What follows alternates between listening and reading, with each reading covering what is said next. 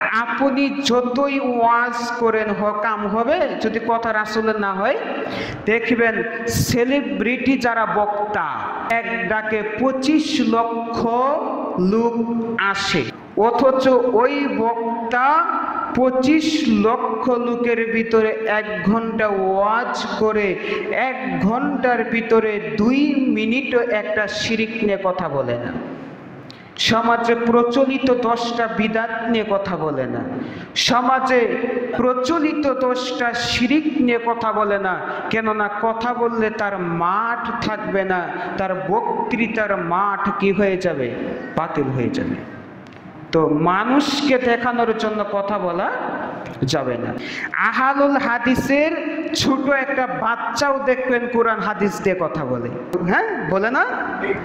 একটা ছোট বাচ্চাও কোরআন হাদিস দিয়ে কথা বলে।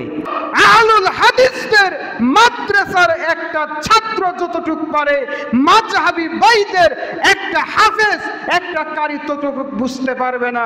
কেননা আহলুল হাদিসের একটা ছাত্র কোরআন তেলাওয়াত করার পরে বলবে সুবহানাকা আল্লাহুম্মা ওয়া বিহামদিকা আশহাদু আল্লা ইলাহা ইল্লা আনতা আস্তাগফিরুকা ওয়া আতুবু ইলাইক। এই দোয়া বলে আহলুল হাদিসের ছাত্র এই দোয়া পড়ে কোরআন তেলাওয়াত শেষ করবে, আর পুরা নেকিটাই পাবে।